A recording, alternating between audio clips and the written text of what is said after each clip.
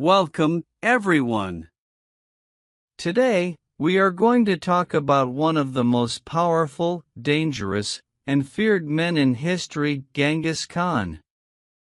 His name brought terror to millions. Wherever he went, he left nothing but destruction. He built the largest empire in the world, but at a terrible cost. He is said to have killed at least 40 million people, men, women, children, and even animals. No one was spared. Kingdoms fell, cities burned, and entire civilizations were wiped out. But how did a poor boy born in a harsh land become the most feared warrior in history? How did a simple child who had nothing rise to control half of the world? This is the real story of Genghis Khan. A story of power, betrayal, bloodshed, and destiny, and most importantly, this story will help you improve your English and vocabulary, so listen carefully. If you read this aloud, your pronunciation and fluency will improve. Reading helps you understand past tenses and sentence structure. Speaking practice, try reading this story out loud. Our story begins in the year 1162. In the cold, endless grasslands of Mongolia, there was no comfort, no warmth, and no safety. Life was hard. People lived in small tents, moved from place to place, and fought each other for food and land. In this brutal world, a boy was born. His name was Temujin, the boy who would one day be known as Genghis Khan. His father, Yesige, was a tribal chief and a strong warrior. When Temujin was born, his father had just defeated an enemy leader named Temujin Yuge. As a tradition, he named his son after the defeated enemy to show that he had power over him. Temujin was not born into peace, he was born into war and blood, and from the moment he opened his eyes, he had to fight to survive. The Mongolian plains were merciless. There were no cities, no schools, no hospitals, only open land, violent tribes, and freezing winters. If you were weak, you died. If you were strong, you fought. Temujin grew up in a small family tent, living with his parents, his 3 brothers, his sister, and his half-brother. They had very little food, only drinking horse milk and eating wild animals when they could catch them. But there was one rule in Mongolia: if you are strong, you lead; if you are weak, you die. And this rule would soon change Temujin's life forever. One day, when Temujin was around 9 years old, his father, Yesugei, was poisoned by enemies. Yesugei had made the mistake of eating food given by a rival tribe.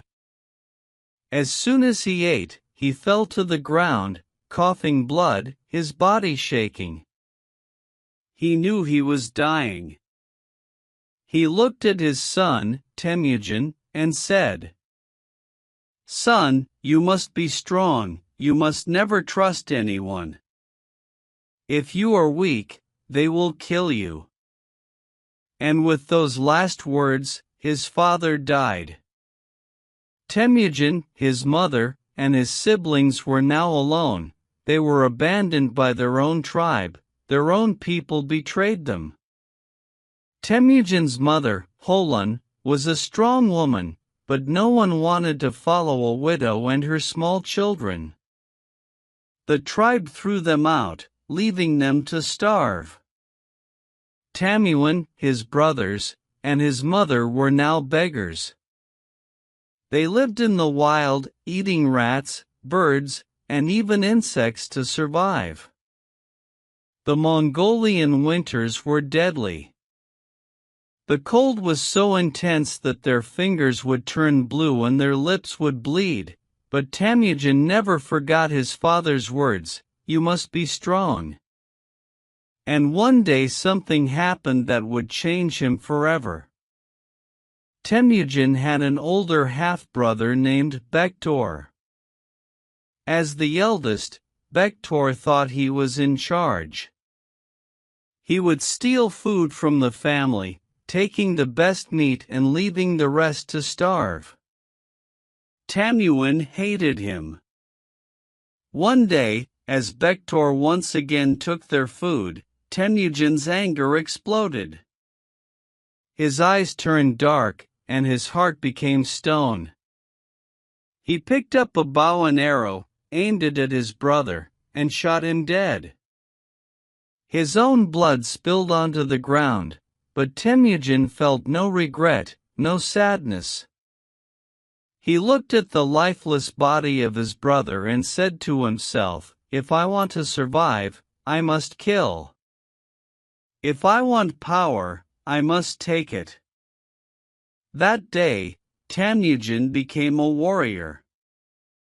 At the age of 15, Temujin was captured by an enemy tribe.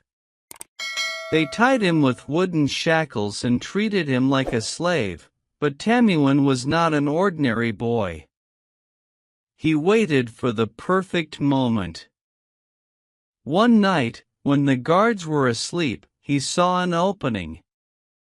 He grabbed a wooden club, smashed the guard's skull, and escaped into the night. Barefoot, bleeding, and weak, he ran through the freezing Mongolian plains. The wind cut his face, and his breath was short, but he did not stop. When he finally returned to his mother, he whispered to her, "Mother, I will never be weak again. I will build my own tribe. I will take my revenge." From that moment, Temujin's real journey began. Temujin had escaped from his enemies, he had killed his own brother, he had survived hunger, cold, and betrayal, but he was still alone. He had no army, no power, and no tribe, but he had something more important, a dream. He wanted to unite all the Mongolian tribes and become the most powerful leader in history, but before he could rule, he had to fight, suffer, and prove himself. Temujin knew that he could not win alone, he needed strong warriors, he needed people who would stand by him. One day he met a young warrior named Jamuka. They were the same age, both smart and strong. They became blood brothers, a Mongolian tradition where two people mixed their blood and promised to be loyal forever. Jamuka and Temujin trained together, hunted together, and dreamed of ruling together, but fate had other plans. At the age of 16, Temujin got married. His wife's name was Borte. She was beautiful, smart, and strong, just like him. Borte believed in Tajin. She told him, "You are different from other men, you are destined to be great." Her words gave him strength, but their happiness did not last long. One night while Temujin was away, a rival tribe called the Marits attacked his camp. They burned the tents, stole the horses, and kidnapped Borte. When Temujin returned, he found everything destroyed, his wife was gone. He fell to his knees and clenched his fists. His heart burned with rage. "I will find you, Borte," he whispered, "and I will destroy those who took you." Temujin needed help. He went to his old friend Jamuka and another powerful leader, Genghis Khan. "Fight with me," Temujin said. "Help me save my wife," they agreed. With an army of 20,000 warriors, they rode across the Mongolian plains. They found the market and attacked. The battle was brutal. Arrows flew through the sky, swords clashed, and men screamed. Temujin fought like a wild beast, cutting down anyone in his path. The Merkits were defeated. Temujin killed their leader and took back Borte. When he saw her, his heart softened. She ran into his arms and whispered, "I knew you would come." But Borte had a secret: she was pregnant. Temujin did not know if the child was his or the market leader's, but he accepted the baby as his own. His family was together again, but this war was only the beginning. Temujin and Jamuka had been like brothers, but as Temujin became stronger, Jamuka became jealous. Temujin believed in loyalty and discipline. He treated all his soldiers equally, but Jamuka believed in the old ways, where only nobles had power. Soon their friendship broke. Mongolia was divided into two sides. Temujin's army, those who wanted change, and Jamuka's army, those who wanted the old ways. The two former brothers now became enemies. In 1186, the two armies met. Temujin had 20,000 warriors, and Jamuka had 30,000. The battle was bloody. Temujin fought like a demon. His soldiers were loyal and disciplined. They moved like a single force, attacking fast using strategy. For a moment, it seemed like Temujin would win, but suddenly Jamuka tricked him. He sent thousands of warriors to attack from behind. Temujin's army was trapped. They lost Temujin and escaped, but 10,000 of his men were captured.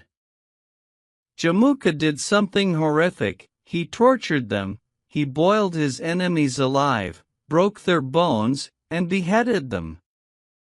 This was a mistake.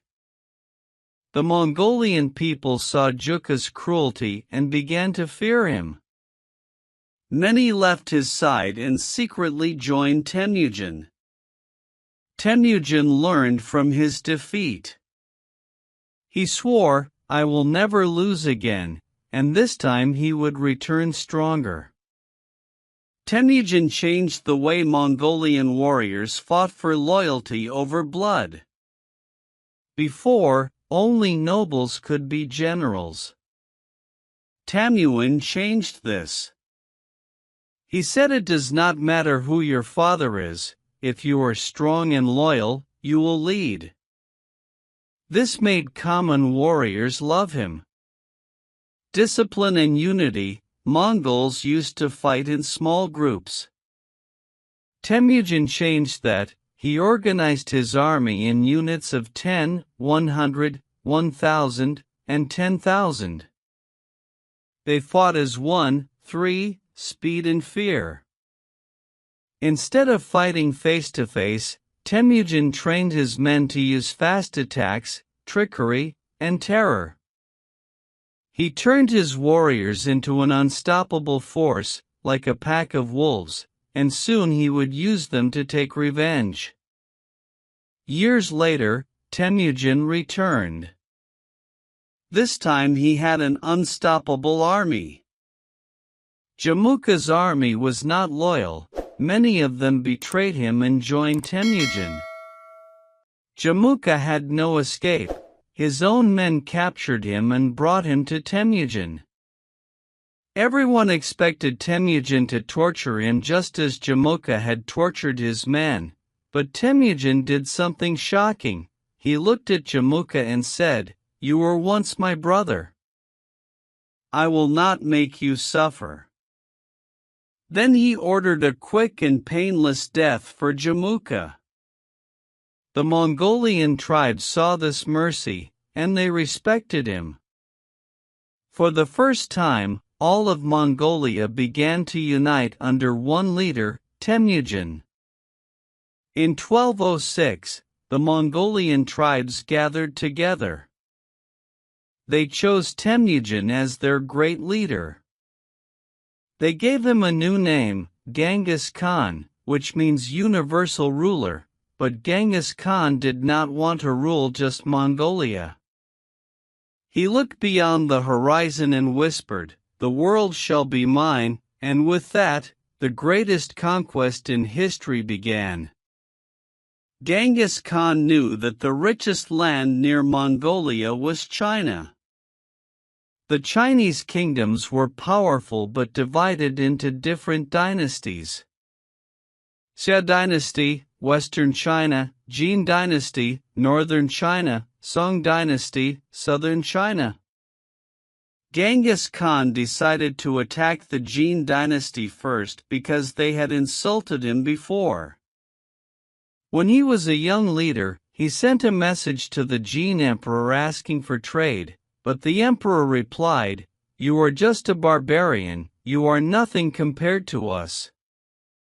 Genghis Khan never forgot insults. He waited years for the right moment. In 1211, Ghazan and his army of 100,000 warriors attacked the Jin dynasty. The Mongols moved like a storm, burning villages, cutting off food supplies, and using terror to make people surrender. By 1215 they reached Beijing, the capital of Jin, but the city had huge walls, and Mongols were not used to attacking walls, so Genghis Khan changed his strategy. He blocked all food supplies so people inside the city starved. He used Chinese engineers to build siege weapons. He sent spies to create chaos inside the city. After months of suffering, Beijing surrendered. Genghis Khan and his warriors entered the city like gods. Some say that over 1 million people were killed in the attack.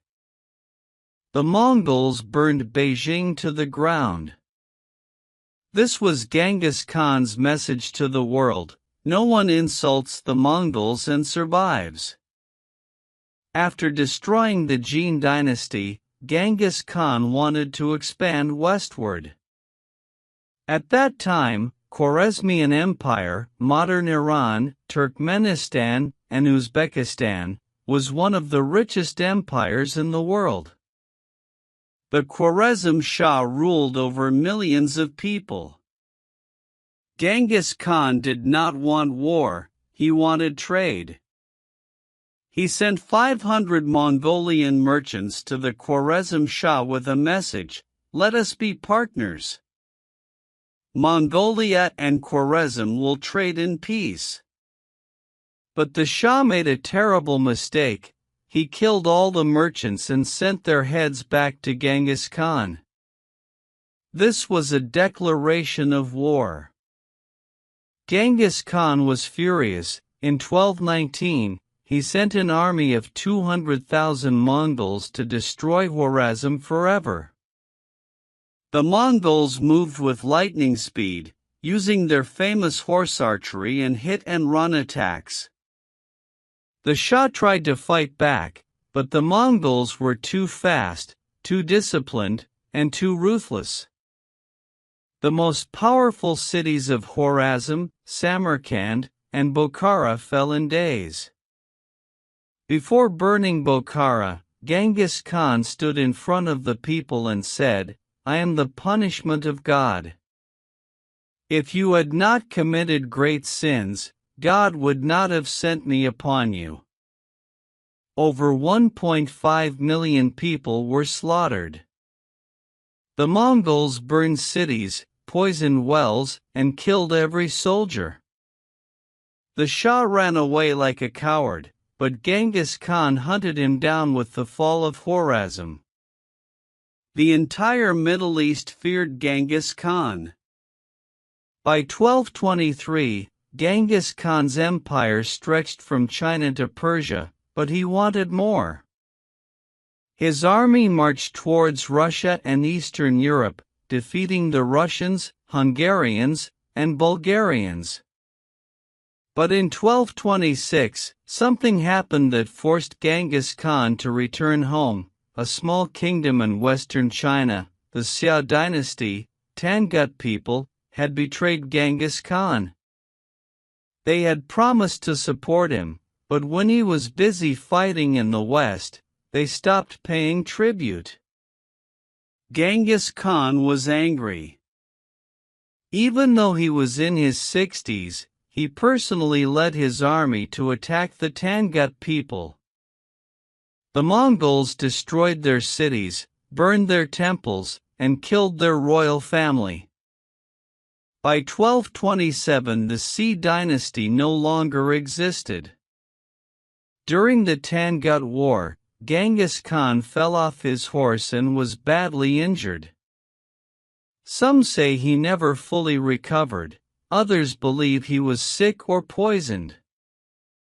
In August 1227, the great conqueror took his last breath.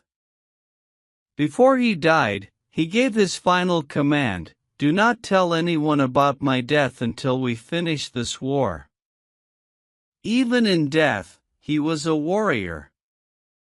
His body was buried in a secret location, and the Mongols killed anyone who saw the funeral to keep it a secret forever.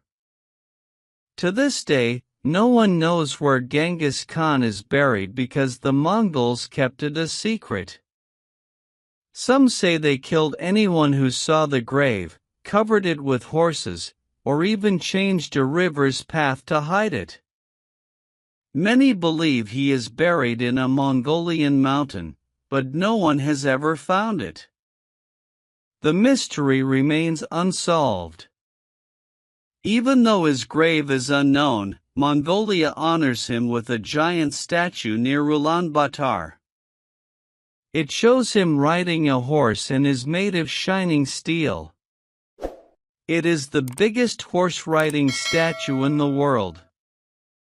Visitors can go inside and stand on the horse's head to see beautiful views. This statue is a powerful symbol of Mongolia's history and pride. Genghis Khan's personal life, his wives and children. While Genghis Khan was a brutal conqueror, he had a soft side for women. We already know about Borte, his first wife. She was his most trusted woman. Even though she was kidnapped by the Merkits, Genghis Khan loved her deeply. She gave birth to 4 sons, Joki, Chagatai, Ogidi, and Talui. Even though Genghis Khan accepted Joki as his son, some Mongols believed he was not the real father because Borte was kidnapped by the Merkits. This created problems in the family. Multiple wives from different lands. Genghis Khan believed that marrying women from different tribes would help him create alliances. Every time he conquered a new land, he selected beautiful and intelligent women to be his wives or concubines. Some of his most famous wives were Yasujin and Yesue, sisters from the Tatar tribe. Kulan, a beautiful woman from the Merkit tribe, Shaka, a Chinese princess, and Gerbisu, a Persian noblewoman. Genghis Khan had over 500 wives and concubines. It is said that millions of people today are his direct descendants, but no matter how many wives he had, Borte remained his most powerful queen. We often hear about his sons, but very few people know that Genghis Khan's daughters played a huge role in his empire. Genghis Khan had many daughters, but he was not just a loving father, he was also a brilliant strategist. Instead of treating his daughters like ordinary women, he used them as rulers. How did he use his daughters? Whenever Genghis Khan defeated a powerful tribe or kingdom, he did not kill their royal family immediately. Instead, he would say to their ruler, "You can keep your kingdom, but you must marry your daughter to me or my sons." This way, he made sure that his family controlled everything. But here is the genius part: if a king gave his daughter to Genghis Khan, he would allow him to live as a puppet ruler. However, once the daughter became his wife, he sent her back to rule the kingdom in his name. And Genghis Khan always made sure the husband, the king, was sent to fight in war, or he would eventually die. This meant that the kingdom was ruled by Genghis Khan's daughter.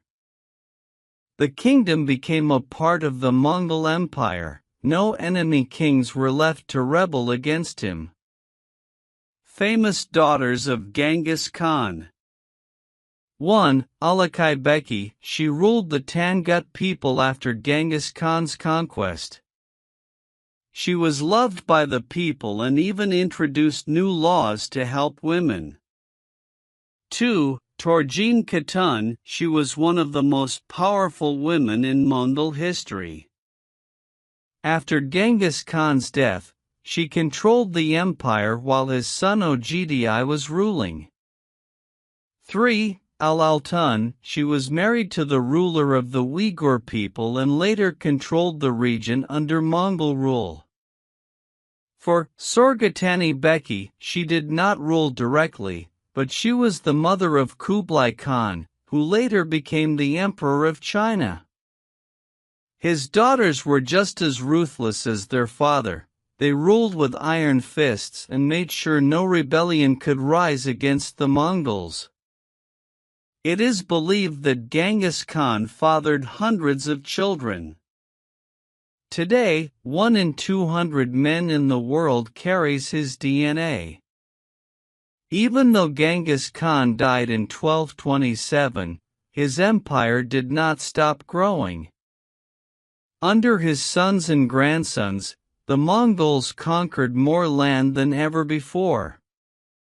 The Mongols, led by Hulagu Khan, Genghis Khan's grandson, attacked Baghdad, the heart of the Islamic world.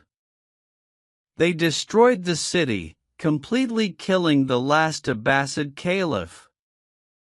This was the end of the Islamic Golden Age. The Mongols, led by Bata Khan, attacked Russia, Poland, and Hungary. In 1241, they won the Battle of Legnica, defeating a combined European army. The Mongols were ready to invade Germany and France, but suddenly Ogdi Khan died, and they had to return to Mongolia. In 1271, Genghis Khan's grandson Kublai Khan became the emperor of China. He created the Yuan dynasty, the first foreign dynasty to rule all of China. He moved the capital to Beijing and ruled in a more civilized manner. Even though Genghis Khan was a ruthless conqueror, he also changed the world forever. 1. The largest empire in history. His empire stretched from China to Europe, covering 22% of the world's land. No one before or after him has ever ruled such a large territory.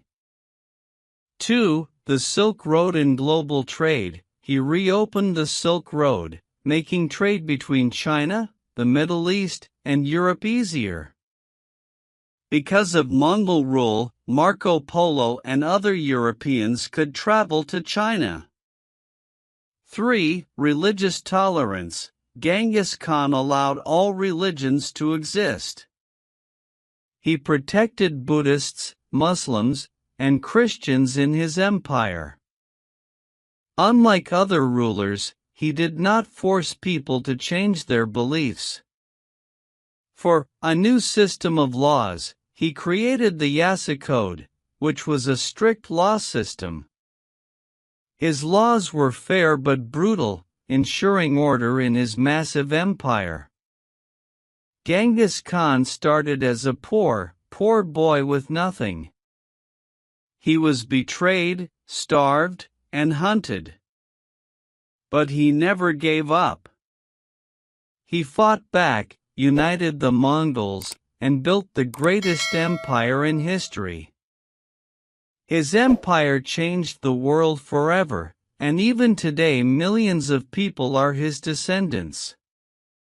Genghis Khan's story teaches us to never give up no matter how hard life gets. Think smart, and use everything to your advantage. True power is not in strength alone but in strategy and vision. Don't forget to like, comment, and subscribe to our channel for more powerful stories like this.